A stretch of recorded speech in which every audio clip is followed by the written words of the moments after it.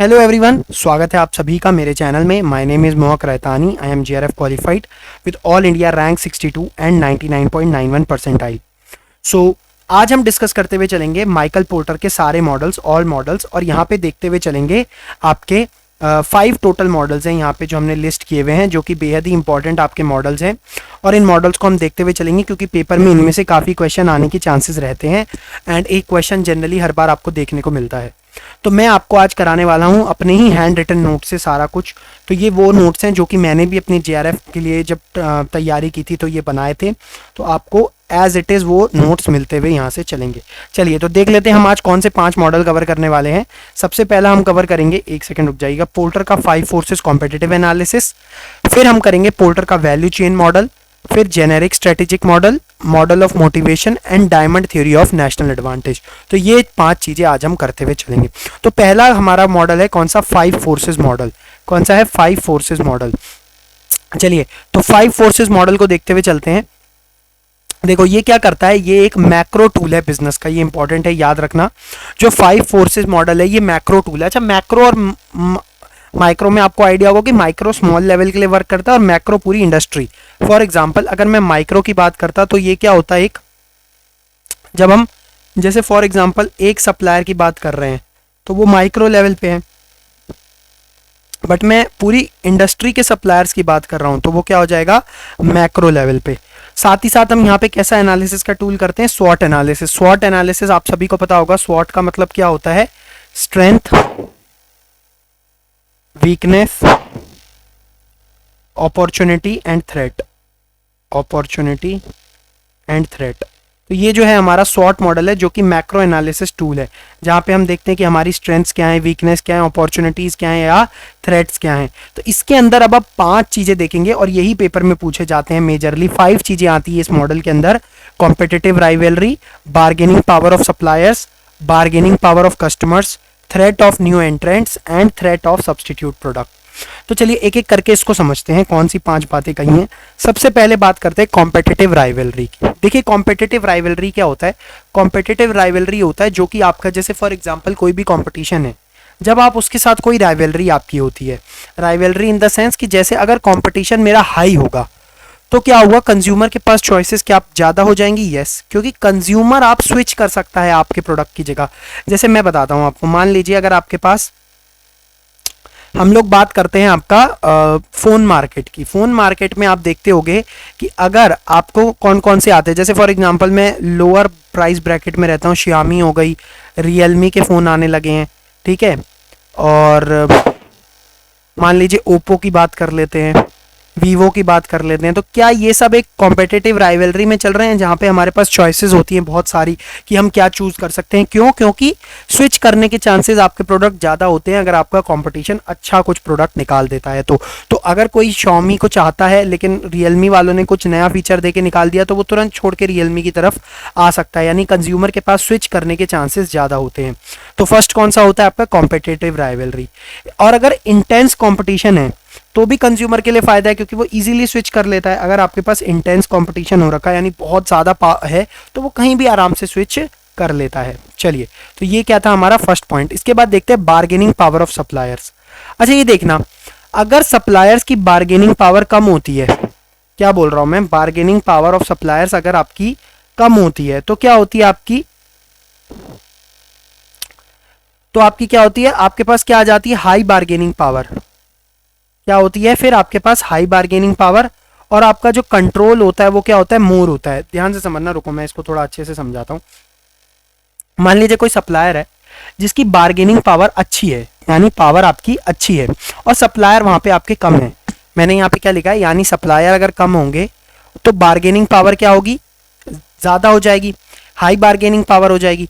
और कंट्रोल आपके पास क्या आ जाता है? मोर आ जाता है, यानी मार्केट का कंट्रोल क्या हो जाता है? आपके पास ज्यादा आ जाता है, यानी आप जो सप्लाई को है वो अच्छे से कंट्रोल कर पाते हो। ठीक है, चलिए इसके बाद आते हैं बार्गेनिंग पावर ऑफ कस्टमर समझते हैं। देखिए जहां पे कस्टमर ज्यादा होंगे तो उनकी पावर बार्गेनिंग की कम हो जाएगी, यानी जब आपके कस्टमर्स कम होते हैं तो बार्गेनिंग पावर क्या हो जाती है? लेस हो जाती है। लेकिन बार्गेनिंग पावर किसकी बढ़ जाती है? आपकी अगर आपके कम कस्टमर होते तो आपकी बार्गेनिंग पावर ज़्यादा होती। इनका मैं एक बार ना आपको एग्जांपल देता हूँ जिससे आपको अच्छे से क्लियर होगा। जैसे फॉर एग्जांपल मान लीजिए ये आपकी मार्केट है, ठीक है। इस मार्केट में अगर एक फ्रूट सेलर है, मैं कह रहा हूँ 2 फ्रूट सेलर हैं, चलिए 2 फ्रूट सेलर हैं, और यहाँ पे 8 लोग, 8 नहीं मैं कह देता हूँ यहाँ पे 1000 लोग सामान खरीदते हैं, तो क्या उनकी बार्गेनिंग पावर कम होगी? बिल्कुल कम होगी, क्योंकि फ्रूट सेलर वाले बोलेंगे भैया आपको नहीं लेना तो चले जाओ, दूसरे लोग लेने के लिए इसी रेट में लेते हैं तो मैं उतने में ही बेचूंगा। लेकिन अगर मैं इसको उल्टा कर देता, अगर मैं इस सिचुएशन को उल्टा कर दूं और मैं फ्रूट सेलर 1000 कर दूं, 1000 फ्रूट सेलर कर दूं, और मैं बोलूं कि जो कस्टमर हैं वो सिर्फ 2 से थोड़े ज़्यादा कर लेते हैं, मान लेते हैं मैं बोल देता हूँ 50 ही कस्टमर है मार्केट में इसको खरीदने वाले, यानी कस्टमर्स कम है, तो इस समय क्या होता है, इस समय हर फ्रूट वाला आपको प्राइस कम कर देता, बोलता हाँ मेरी दुकान से ले जाओ, मेरी दुकान से ले जाओ। क्यों? क्योंकि आपकी बार्गेनिंग पावर पड़ गई, यानी कि जिसकी जो है मात्रा ज़्यादा होती है, जैसे अगर सप्लाई ज़्यादा है, वही सप्लाई डिमांड का खेल है कि अगर सप्लाई ज़्यादा है और डिमांड कम है तो आपको सस्ते रेट पे वो चीज़ें मिलनी शुरू हो जाती हैं। तो यहाँ पे हमने क्या देखा? बार्गेनिंग पावर ऑफ कस्टमर देखा। चलिए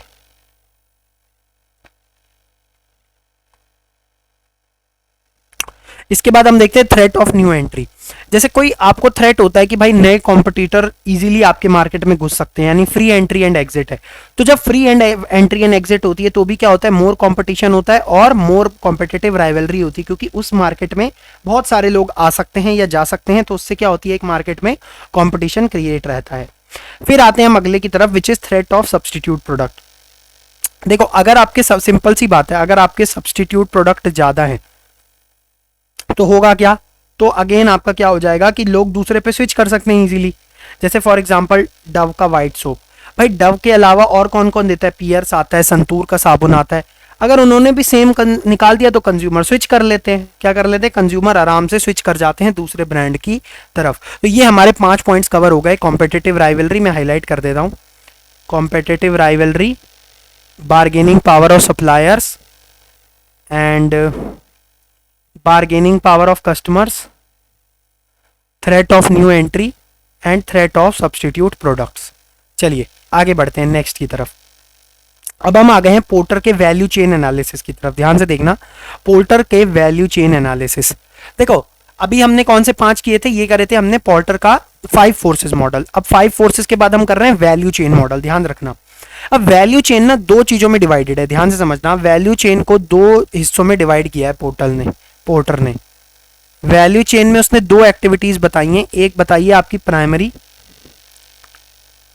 और एक उसने बताई है सेकेंडरी। ठीक है, तो प्राइमरी एक्टिविटी जनरली वो होती है जो आपके मेन ऑपरेशंस होती हैं, यानी इसी से आपका बिजनेस चलता है। ठीक है, और जो सेकेंडरी होती है वो मेन ऑपरेशंस को सपोर्ट करने के लिए बनी हुई इंडस्ट्रीज है। यानी सेकेंडरी एक्टिविटीज वो हैं जो मेन ऑपरेशंस को अच्छे से करने में हमको हेल्प करती है।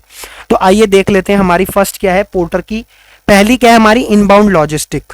क्या है ये? प्राइमरी एक्टिविटी है हमारी। क्या है? Primary activity. इनबाउंड का मतलब कि भाई जो आपका फैक्ट्री में मटेरियल आता है, इनबाउंड वो होता है। अच्छा एक चीज समझना, ये इनबाउंड और आउटबाउंड।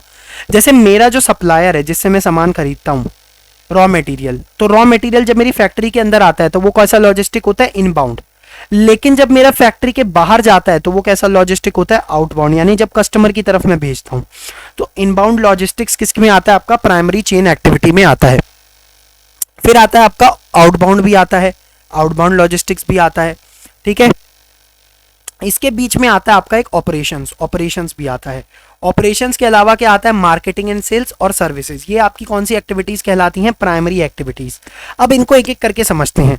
देखो जो इनबाउंड लॉजिस्टिक है, इनबाउंड लॉजिस्टिक उसका काम क्या है? देखो रिसीव करते हैं हम वेयर हाउस में अपनी इन्वेंट्री, जो भी हमको सप्लायर की तरफ से इन्वेंट्री आती है वो हम क्या करते हैं? रिसीव करते हैं, और इन्वेंट्री का कंट्रोल और कंपनी का रॉ मटेरियल पे कंट्रोल देखते हैं कि किस तरीके का है। क्योंकि मैंने क्या बताया, इनबाउंड में जो सप्लायर से फैक्ट्री तक सामान आता है, ठीक है, तो हम उसको कंट्रोल देखते हैं। फिर ऑपरेशंस में हम उसको क्या करते हैं, कन्वर्ट कर देते हैं। कोई ऑपरेशन सेकंड वाले का पॉइंट यहाँ सेकंड लिखा है, ठीक है। तो ऑपरेशंस में क्या करते हैं हम, रॉ मटेरियल को कैसे कन्वर्ट कर देते हैं फिनिश प्रोडक्ट में। जैसे मान लीजिए मैं धागे लेके आया, धागा मेरा मान लीजिए रॉ मटेरियल है, और रॉ मटेरियल से मैंने रॉ मटेरियल मेरा धागा प्लस क्लोथ है, मान लीजिए थ्रेड और क्लोथ लेके आया मैं, और इसको कन्वर्ट करके मेरा फिनिश प्रोडक्ट एक क्लोथ बन गया। तो ये क्या हो जाता है, मेरा ऑपरेशन से होता है, क्योंकि उसके पे लिए मैं कुछ प्रोसेसेस करता हूँ जिससे कि वो ऑपरेट हो करके मेरी कुछ उसमें लेबर लगी होगी मैनुअल, मैंने सिलाई मशीन में डाली होगी वो कपड़ा और थ्रेड, उससे मेरी बन के आई होगी। तो कहने का मतलब ये, जब आप रॉ मटेरियल को फिनिश प्रोडक्ट में कन्वर्ट कर लेते हो। फिर आता है आपका third, which is outbound logistics, ठीक है। आउटबाउंड लॉजिस्टिक्स में आप लोग क्या करते हो, आउटबाउंड लॉजिस्टिक्स में हम लोग क्या करते हैं, डिस्ट्रीब्यूट करते हैं फाइनल प्रोडक्ट को, क्या करते हैं, यानी यहां से लेकर के डिस्ट्रीब्यूशन होता है। और कैसे हो सकता है डिस्ट्रीब्यूशन, दो तरीके से हो सकता है।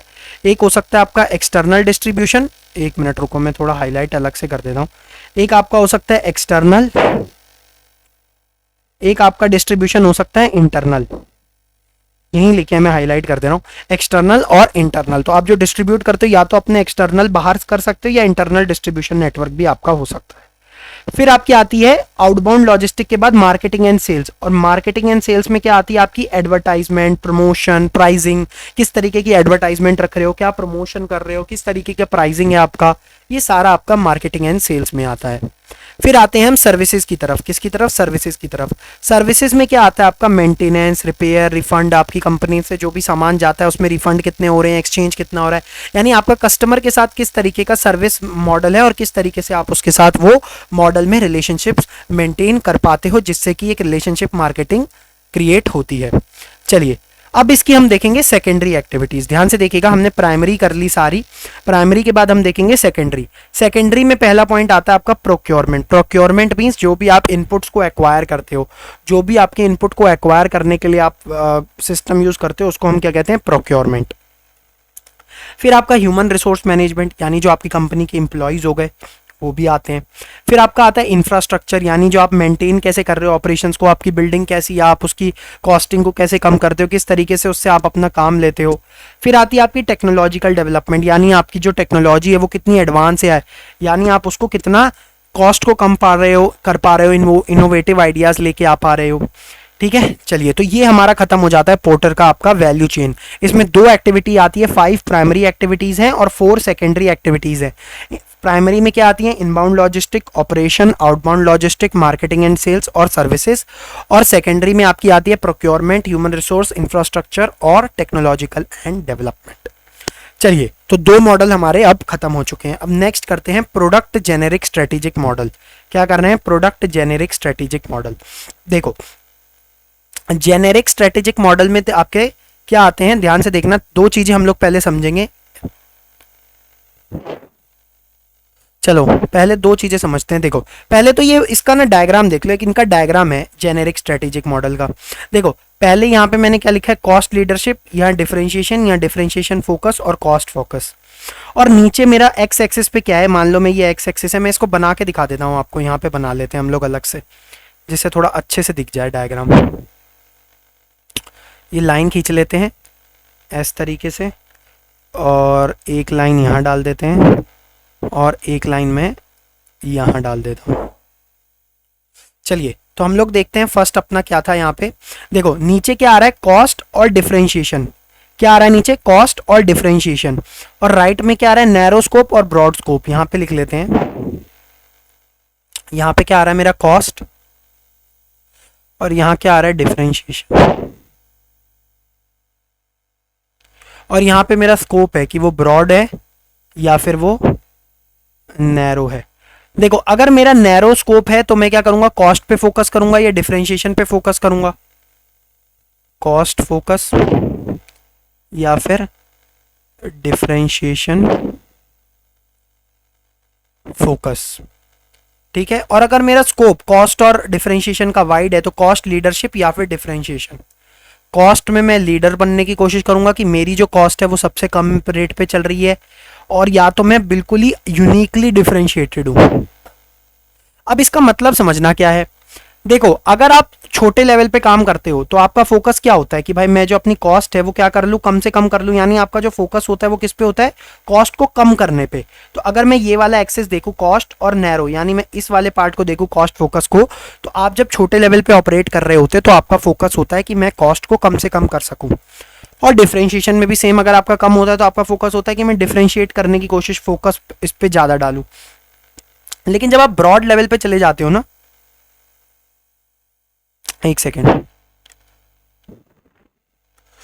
ठीक है, तो जब आप ब्रॉड लेवल पे चले जाते हो ना तो बेसिकली आपका फोकस होता है मैं लीडर बन जाऊं, यानी कॉस्ट लोग मेरे तरीके से रखने की कोशिश करें, मेरी कॉस्ट ब्रॉड लेवल पे क्या हो कि जो मैं प्राइसिंग फॉलो करूं वही दूसरे फॉलो करे। सेम डिफरेंशिएशन में कि मेरे को डिफरेंशिएट में इतना हो जाऊं कि कोई मेरे आसपास भी ना भटक पाए, मैं उसमें ऐसा डिफरेंशिएटेड हूं कि कोई मेरे को मेरे जैसा सामान बेच ही नहीं सकता। तो ये क्या होता है, उसका डिफरेंशिएट करने का तरीका होता है। अब आते हैं, देखो अब दो तरीके से हम समझते हैं कि आपको अगर ओवरऑल कॉस्ट लीडरशिप रखनी है तो आपको क्या करना पड़ता है, प्रोडक्शन की कॉस्ट घटानी पड़ती है जिससे कि आप इकोनॉमीज ऑफ स्केल का फायदा उठा सको। कहने का मतलब ये है कि अगर मान लो, मैं बताता हूं आपको इसका मतलब क्या होता है। इसका मतलब ये है, जैसे सपोज करो मैं अगर 50 यूनिट्स ऑफ प्रोडक्शन करता हूं, 50 यूनिट्स, तो मान लो मेरी कॉस्ट आएगी 10 रुपीज आती है, 10 रुपीज पर यूनिट आती है। लेकिन इकोनॉमीज ऑफ स्केल का मतलब ये है कि मैं यूनिट्स ना बहुत ज्यादा बढ़ा दूं और अपनी कॉस्ट इससे घटा लूं। मान लो यही मैं 1000 यूनिट्स प्रोड्यूस करने लग जाऊं तो मेरी कॉस्ट आ जाएगी, मान लेते हैं 5 रुपीज पर यूनिट। तो कहने का मतलब ये है कि जब आप आउटपुट बढ़ाते हो तो क्या होती है, आपको इकोनॉमीज ऑफ स्केल अचीव होती है। क्यों? क्योंकि आप जब प्रोडक्शन बढ़ाते हो तो आपकी क्या होती है, कॉस्ट ऑफ प्रोडक्शन भी डाउन आने लगती है, क्योंकि आपके जो खर्चे हैं वो क्या हो जाते हैं, ज़्यादा बढ़ने लग जाते हैं, जिससे कि आपकी फिक्स कॉस्ट सब यूनिट्स में डिस्ट्रीब्यूट हो जाती है और उससे उसकी कॉस्ट क्या होने लगती है, धीरे धीरे कम होने लगती है। तो आप पर यूनिट आप कॉस्ट घटा पाते हो।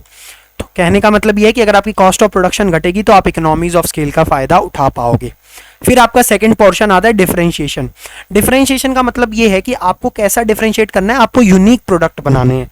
क्या करने हैं, आपको यूनिक प्रोडक्ट बनाने हैं। आपको ऐसे प्रोडक्ट नहीं बनाने जो हर कोई अवेलेबल करा सकता है, आपको ऐसा प्रोडक्ट बनाना है जो कोई और मार्केट में नहीं दे सकता। तो यही आपके टू सोर्स बनते हैं कॉम्पिटिटिव एडवांटेज का, यानी कॉस्ट और डिफरेंशिएशन। चलिए अब देखो होता क्या है, जो फोकस होना चाहिए वो आइदर पे होना चाहिए, या तो आप कॉस्ट लीडरशिप हासिल कर लो या डिफरेंशिएशन, या फिर बोथ। भाई अगर आपकी कंपनी अच्छी है, या देखो जनरली फोकस क्या होना चाहिए, आप कोई एक चीज टारगेट करो, या तो मैं कॉस्ट में इतना डिफरेंशिएशन ले आऊंगा, या तो मैं डिफरेंशिएशन मतलब कॉस्ट लीडरशिप कर लूंगा, या फिर मैं डिफरेंशिएशन ले आऊंगा। लेकिन जो बहुत ही बड़ी कंपनीज होती हैं वो दोनों पे फोकस करती है, या कॉस्ट लीडरशिप भी चाहिए उनको और डिफरेंशिएशन भी चाहिए। अब इसमें ना दो तरीके की स्ट्रैटेजी होती है, ध्यान से समझना। दो तरीके की आपकी स्ट्रैटेजी होती है। एक होती है कि आप best cost provider strategy follow करो, कि क्या है, in terms of money provide more value. जैसे for example value for money क्या होता है, अगर मान लो ये फोन है सैमसंग का, सैमसंग का नहीं, मैं इनका कंपेयर कर लेता हूँ। मान लो शाओमी का कोई फ़ोन है, रेडमी बोल सकते हो आप जो भी, और एक आपका फ़ोन है सैमसंग का, ठीक है। मान लो सैमसंग एक प्रोडक्ट बेचता है 60,000 रुपए का, अभी मैं ब्रांड की बात नहीं कर रहा, अभी मैं नॉर्मली बात कर रहा हूँ, और ये वो फ़ोन बेचता है 30,000 रुपए का, एंड फीचर्स एकदम सेम है। क्या है, फीचर एकदम सेम है। जब फीचर एकदम सेम है, सेम ही तरीके का मॉडल बेच रहे हैं, कैमरा क्वालिटी में कह रहा हूँ कुछ भी चेंज नहीं है, एक डिट्टो फोन है, बस एक रियलमी के नाम से बिक रहा है, एक आपका उसके नाम से बिक रहा है, सैमसंग के नाम से।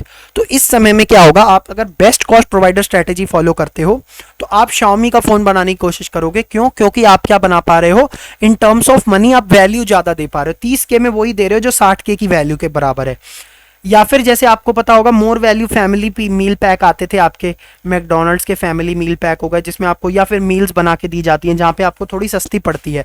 अगर आप सेपरेटली लोगे वही चीज़ें तो आपको महंगी पड़ जाएगी, बट आपको मील में कंबाइन करके उसको सस्ते रेट पे दिया जाता है, वैल्यू फॉर मनी प्रोडक्ट बनाया जाता है। तो आप इस तरीके की भी स्ट्रैटेजी फॉलो कर सकते हो, या फिर आप पावरफुल कॉम्पिटिटिव स्ट्रैटेजी फॉलो कर सकते हो, जहाँ पे आप हाई क्वालिटी प्रोडक्ट दे रहे हो लेकिन प्राइस भी आप रीजनेबल चार्ज कर रहे हो। ऐसे नहीं कह रहे कि भाई मैं कम प्राइस चार्ज करूंगा, प्राइस भी बहुत हाई भी नहीं है, बट उतना चार्ज कर रहे हो जितना उसका बनता है, और आप कोई कम कर नहीं रहे वहां पे बहुत ज्यादा प्राइस। जितना हाई क्वालिटी है, हाई क्वालिटी हाई प्राइस, थोड़ा तो हाई प्राइस रहेगा ही। तो ये हमारे कवर हो गए आपके 3 मॉडल। अब हम आते हैं 4th मॉडल की तरफ, जो आपका मॉडल है पोर्टर लॉलर का मॉडल ऑफ मोटिवेशन। क्या बोला मैंने, पोर्टर लॉलर्स मॉडल ऑफ मोटिवेशन, इसको ये बेहद इंपॉर्टेंट है। हमने विक्टर व्रूम की एक्सपेक्टेंसी थ्योरी पढ़ी है, विक्टर व्रूम की एक्सपेक्टेंसी, इंस्ट्रूमेंटैलिटी और वैलेंस वाली जो थ्योरी हमने पढ़ी हुई है।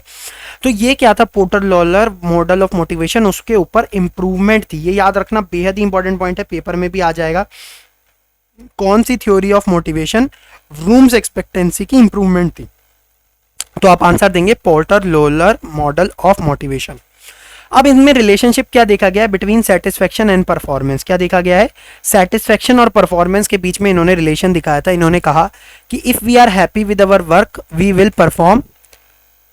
मैंने क्या लिखा है, ढंग से नहीं लिखा। मतलब पॉइंट ये है कि यहाँ पे कि अगर हम लोग हैप्पी हैं अपनी परफॉर्म, मतलब अगर हम सेटिस्फाइड हैं अपनी जॉब से, तो हमारी परफॉर्मेंस क्या होती है? अच्छी आती है। क्या होती है? अच्छी आती है।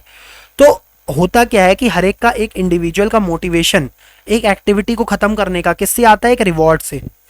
ठीक है, जो कि वो एक्सपेक्ट करता है कंप्लीशन पे। जैसे मैं आपको एग्जांपल देता हूं, आपको जैसे जीआरएफ करनी है, ठीक है, आपको जीआरएफ करनी है, आपका मोटिवेशन किससे आता है? आप इस रिवॉर्ड के लिए वर्क कर रहे हो कि आप जो भी आज मेहनत डाल रहे हो, आपको पता है कि भाई मैं जो भी आज मेहनत डाल रहा हूँ, 1 घंटा 2 घंटा 5 घंटा, अल्टीमेट मेरे को क्या है कि जब मैं सब मेहनत पूरी कर लूँ, पेपर दे दूँ, पेपर देने के बाद मेरा अल्टीमेट रिवॉर्ड मुझे क्या चाहिए? जीआरएफ।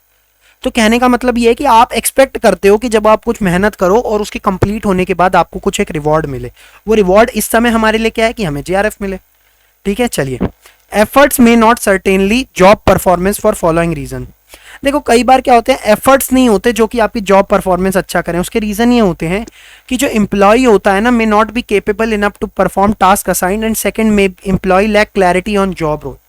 अच्छा, यहाँ पे क्या बताया जा रहा है ना, ये कह रहा है कि कई बार हमारे जो एफर्ट्स होते हैं ना, वो जॉब परफॉर्मेंस में अच्छे से नहीं आ पाते।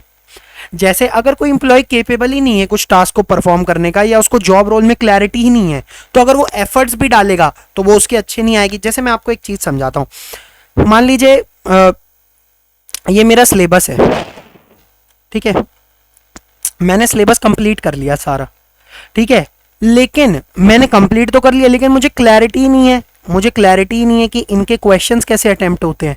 मैंने पढ़ने को तो सब कुछ पढ़ लिया है, मेरे को आता भी सब कुछ है, लेकिन मुझे इसको अटेम्प्ट करना ही नहीं आ रहा पेपर में। मैं भूल जाता हूँ ये किस, मैं तो ये तक नहीं पहचान पा रहा कि भाई ये सब आया किससे क्वेश्चन है। मुझे यही नहीं पता होता हायर एजुकेशन का क्वेश्चन आया, इकोनॉमिक्स का क्वेश्चन है, अकाउंटिंग का क्वेश्चन है। मैं इतना भी डिफ्रेंशिएट नहीं कर पा रहा, और शायद मैं कर भी ले रहा हूँ तो उसके बाद भी मैं सही से अटेम्प्ट नहीं कर पा रहा, क्योंकि मेरे को कॉन्सेप्ट तो पता है बट मुझे क्लैरिटी नहीं है कि इसको उन कॉन्सेप्ट को यहाँ कैसे अप्लाई करूँ। तो कई बार आप एफर्ट्स भी लगाते हो, उसके बावजूद भी आपकी परफॉर्मेंस नहीं आती, क्योंकि कई बार आप उस के केपेबल भी नहीं होते। जैसे फॉर एग्जांपल मैं इसका एक केपेबिलिटी का एग्जांपल मैं जीआरएफ में नहीं दूंगा, केपेबिलिटी का एग्जांपल जैसे हम ले लेते हैं, मान लीजिए कि कोई सॉफ्टवेयर इंजीनियर है, सॉफ्टवेयर या फिर जो भी बोल लीजिए, जिसको कोडिंग करनी आती है। अब मैं ये कोडिंग का काम किसी कॉमर्स के बच्चे को दे दूंगा तो क्या वो कर पाएगा? बिल्कुल नहीं कर पाएगा। क्यों? क्योंकि वो उस चीज के लिए केपेबल नहीं है, उसने वो सब चीजें नहीं सीखी। तो कई बार एफर्ट्स होने के बावजूद भी आप वो चीज परफॉर्म नहीं कर पाते हो, क्योंकि आपको उससे क्लैरिटी नहीं होती। चलिए, इसके बाद हम बात करते हैं, ये इंपॉर्टेंट पॉइंट है, motivation is the inner state of mind which directs our behaviour. जो मोटिवेशन होता है वो क्या होता है? हमारा एक इनर स्टेट ऑफ माइंड है, यानी हमारा अंदरूनी स्टेट ऑफ माइंड है, जो कि क्या करता है? हमारे बिहेवियर को डायरेक्ट करता है। यानी हम जितना मोटिवेटेड रहेंगे इंटरनली, हमारा बिहेवियर भी बाहर लोगों को उसी तरीके से दिखेगा। अगर मैं खुश खुश फील करूंगा, हर समय मोटिवेटेड रहूंगा, तो मैं जो अपनी एनर्जीज छोड़ूंगा बाहर लोगों के पास, वो पॉजिटिव एनर्जी होगी। लेकिन अगर मैं नेगेटिवली मोटिवेटेड रहूंगा तो मेरी जो एनर्जी भी सामने वाले को दिखेगी वो नेगेटिव ही दिखेगी। चलिए, motivation itself is not a simple cause effect relationship, rather it is a complex phenomenon. इन्होंने कहा है मोटिवेशन कोई सिंपल कॉज इफेक्ट का प्रोसेस नहीं है कि आपने सोचा ये कॉज है इस वजह से मैं मोटिवेटेड रहता हूँ, बल्कि एक कॉम्प्लेक्स फेनोमेनन है, यानी बहुत सारे उसके अंदर पैटर्न्स, चीजें आप देखते हुए चलते हैं। तो चलिए, यहाँ पे हमारा फोर्थ मॉडल भी हमारा कवर हो गया है। अब हम आ गए हैं अपने लास्ट मॉडल की तरफ, जिसको कहते हैं porter diamond theory of national advantage. Paper के लिए बेहद ही इंपॉर्टेंट है, हर पेपर में मैंने देखी है, आ रहा है इस बार।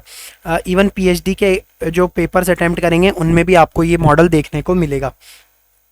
चलिए, क्या कह रहा है? फैक्टर्स दैट कैन डिराइव, जो भी फैक्टर्स आपको कॉम्पिटिटिव एडवांटेज दिलाते हैं फॉर वन नेशनल मार्केट और इकोनॉमी ओवर अदर। यानी आप एक नेशनल मार्केट में, एक पूरी मार्केट जहां पे नेशनली आप कंपीट कर रहे हैं, या एक पूरी इकोनॉमी पूरे इंडिया में कंपीट कर रहे हैं, तो आपको एडवांटेज कैसे मिलता है कॉम्पिटिटिव दूसरे के मुकाबले, क्योंकि ये अब आ गई नेशनल लेवल पे। देखो अभी तक हम इंडस्ट्री लेवल तक जा रहे थे, इंडस्ट्री लेवल तक की बात करी, फिर पर्सनल लेवल का इन्होंने मोटिवेशन की बात करी, यानी इन्होंने ना ओवरऑल हर तरीके की थ्योरी दी। इन्होंने देखो मोटिवेशन के लिए भी बात करी पर्सनल लेवल से, इन्होंने आपको जेनेरिक एक पर्टिकुलर कंपनी के लिए भी स्ट्रेटेजिक मॉडल दिया कि आप कैसे बेटर बन सकते हो।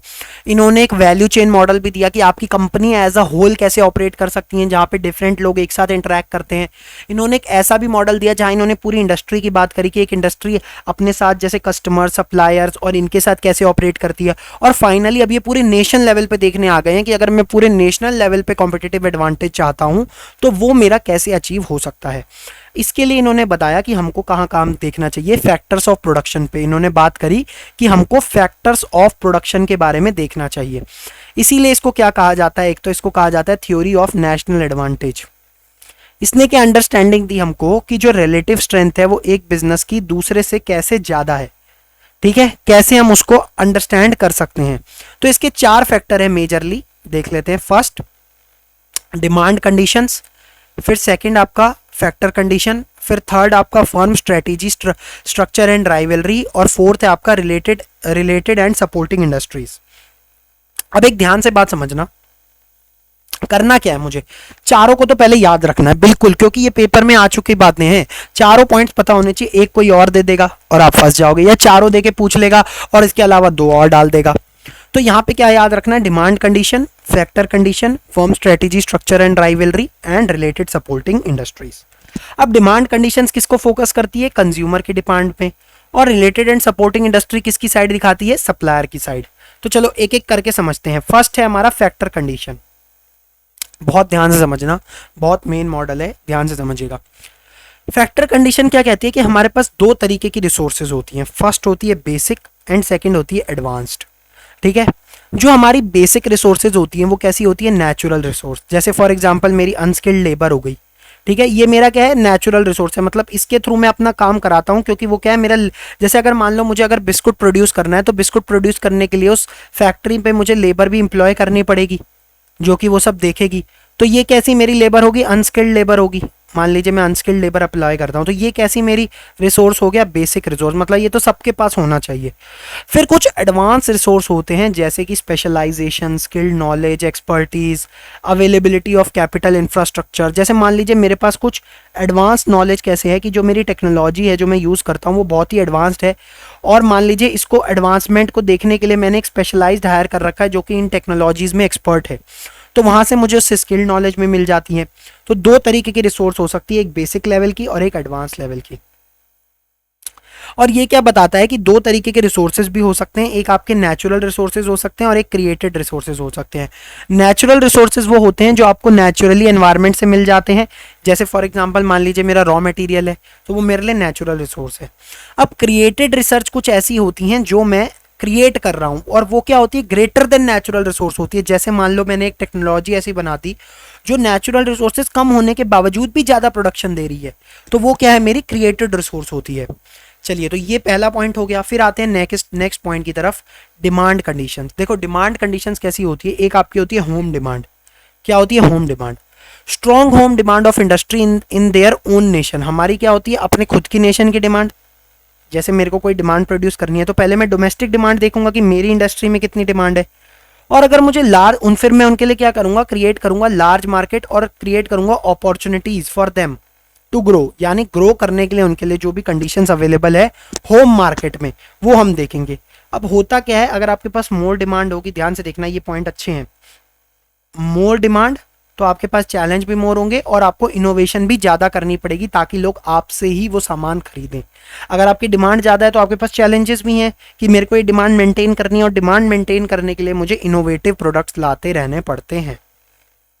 चलिए, इसके बाद आते हैं हम रिलेटेड सपोर्टिंग इंडस्ट्रीज की तरफ, जो कि मेरा थर्ड पॉइंट है। रिलेटेड सपोर्टिंग इंडस्ट्री में क्या होता है, जो रोल ऑफ सप्लायर है वो कैसा काम करता है, इज अ क्रूशियल प्रोसेस। मैं इसको लिख देता हूं अगर आपको पढ़ने में दिक्कत होती है यहाँ से, तो ये समझ लीजिएगा मैंने क्या लिखा है यहाँ पे, it is a crucial process. क्या है आपका, क्रूशियल प्रोसेस है।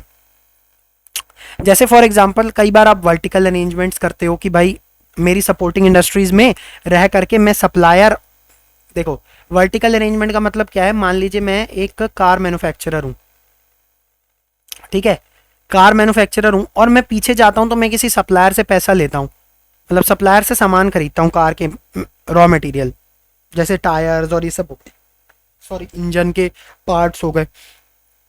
तो मैं अगर वर्टिकल अरेंजमेंट कर लूँ, मतलब इसी के साथ टाई अप कर लूँ, तो होगा क्या कि कई बार इससे क्या हो जाएगा कि मेरी जो सपोर्टिंग इंडस्ट्रीज हैं, जिनसे मैं अपना सप्लायर, जो मेरा सप्लायर है जिससे मुझे सामान आ रहा है, अगर मैं उनको साथ अपने साथ जोड़ लूँ और अपने लिए भी फायदा बनाऊँ, उनके लिए भी फायदा बनाऊँ, जिससे कि क्या हो, हमारी एक तरीके से मोनोपोली क्रिएट हो जाए कि हाँ अगर सामान अच्छा है तो इन्हीं का है और ये सप्लायर कहीं और ना भाग पाए। तो मेरा काम क्या होना चाहिए, जो सपोर्टिंग इंडस्ट्रीज है उनके साथ एक यूनिफाइड सिस्टम क्रिएट करूँ, ताकि हम मिलके एक सिंगल यूनिट की तरह काम करें। और आपको पता होगा कि यहाँ पे अगर हम 2 लोग मिलके काम करते हैं तो 1+1 आपका 2 नहीं होता, 11 होता है, क्योंकि आप सिनर्जी के इफेक्ट देखते हो, यानी कि आप बहुत ज़्यादा एडवांटेज उठाते हो। फिर आती है फर्म की स्ट्रेटेजी और स्ट्रक्चर एंड राइवलरी। देखो, स्ट्रक्चरिंग ऑफ फॉर्म्स किससे इन्फ्लुएंस होते हैं, नंबर ऑफ फैक्टर्स होते हैं बहुत सारे, जो कि हम पेस्टल एनालिसिस से कर सकते हैं। पेस्टल एनालिसिस आपको पता होगा, political, economic, social, technological, ecological और लीगल, इस तरीके से आपका पेस्टल एनालिसिस बनता है। इसकी आप फुल फॉर्म अलग से भी गूगल कर लेना, कोई प्रॉब्लम नहीं है पेस्टल एनालिसिस की, ठीक है। जो मैंने बताई है एक बार वो कंफर्म कर लेना कि ई क्या है, टी क्या है, वैसे मैंने जो बताई है आई थिंक सही है, ठीक है। चलिए, तो पेस्टल एनालिसिस करते हो यानी आप बड़े लेवल पे देखते हो कि कौन कौन मुझे इन्फ्लुएंस कर सकता है, मेरी उस हिसाब से क्या स्ट्रैटेजी क्रिएट होनी चाहिए, किस तरीके से मुझे उसको लेकर के वर्क करना चाहिए। तो ये चीज़ें हम लोग यहाँ पे देखते हुए चलते हैं। जितनी आपकी इंटेंस डोमेस्टिक राइवलरी होगी, यानी आपकी जो राइवलरी है इंटेंस होगी, यानी आपके जो इंटरनली जो लोग बैठे हैं अगर वो इंटेंस होगी, तो क्या होगा, मोर ये आपको किसकी तरफ पुश करेगा, टुवर्ड इनोवेशन या ग्लोबल कॉम्पिटिटिवनेस की तरफ। क्यों, क्योंकि आपकी राइवलरी ज़्यादा है तो आप क्या कोशिश करोगे, या तो मैं कोशिश करूंगा कि मैं ग्लोबल जाऊं, मतलब इंटरनेशनल बेचने की कोशिश करूं, या मैं अपने प्रोडक्ट में कुछ इंप्रूवमेंट लेके आऊं, ठीक है। चलिए, अब ये चीज़ ध्यान से देखिएगा, ये पेपर के लिए बहुत ही इंपॉर्टेंट है, बहुत ही इंपॉर्टेंट मतलब बहुत, क्योंकि ये जो 2 फैक्टर है ये बाद में जोड़े गए हैं इस मॉडल में। और ये कौन से 2 मॉडल है, गवर्नमेंट एंड चांस, ये याद रखिएगा, government and chance, government and chance, they were added letter, बाद में ऐड किया गया था। तो चांस का मतलब ये है कि जैसे नेचुरल डिजास्टर और वॉर्स क्या आ सकती है, आपके कॉम्पिटेटिव पोजीशन को अफेक्ट कर सकती है सोसाइटी में। भाई चांस है ना, कभी एकदम से हो गई तो आप क्या कर सकते हो। अब जैसे मान लीजिए आपका किसी कंट्री के साथ ट्रेड चलता था और वॉर हो गई, और वहीं से ही आप पैसा कमाते थे, तो आपका पैसा क्या हो जाएगा, रुक जाएगा, आपका ट्रेड रुक जाएगा। तो ये क्या है, ये आपकी कॉम्पिटेटिव एडवांटेज को खत्म कर सकती है। और गवर्नमेंट भी खत्म कर सकती है, जैसे प्रोवाइड कर सकती है टेक्निकल या फाइनेंशियल एड। तो आपके चैलेंज, मतलब आपकी कोई सपोर्टिंग इंडस्ट्रीज है जो आपकी राइवलरी बन के उभर रही थी, गवर्नमेंट ने उनके लिए कोई स्कीम ले आई कि हाँ आप अगर ये चीज़ काम करते हैं तो हम आपको और सब्सिडी देंगे। तो जिससे क्या होगा कि आपकी कॉम्पिटिटिव पोजीशन खत्म हो सकती है, क्योंकि जो छोटी इंडस्ट्री आपसे टक्कर लेने आई थी उसको गवर्नमेंट का सपोर्ट मिल गया, ठीक है। चलिए, तो आई होप आपको 5 मॉडल क्लियर हुए हों, बहुत अच्छे से हमने समझने की कोशिश करी है। अगर आपको मज़ा आया हो तो वीडियो को लाइक एंड शेयर जरूर कीजिएगा, और इसी तरीके की अगर आपको amazing hand written notes videos भी चाहिए तो कमेंट सेक्शन में ज़रूर बताइएगा। Thank you so much for watching. And जाने से पहले 1 सेकेंड रुक जाइए, अपने दोस्तों के साथ वीडियो ज़रूर शेयर कीजिएगा, लाइक भी कीजिएगा एंड कमेंट जरूर करके जाइएगा। साथ ही साथ टेलीग्राम चैनल पे आपको इसकी पीडीएफ मैं प्रोवाइड करा दूंगा, जो कि आप डाउनलोड कर सकते हैं ये पीडीएफ, और इसका लिंक जो है टेलीग्राम का वो आपको डिस्क्रिप्शन में मिल जाएगा। तो चलिए, आई होप आपको मज़ा आया हो। टेक केयर, आप सभी जेआरएफ लेके आएँ, आपको all the best. Thank you so much for watching, take care, bye.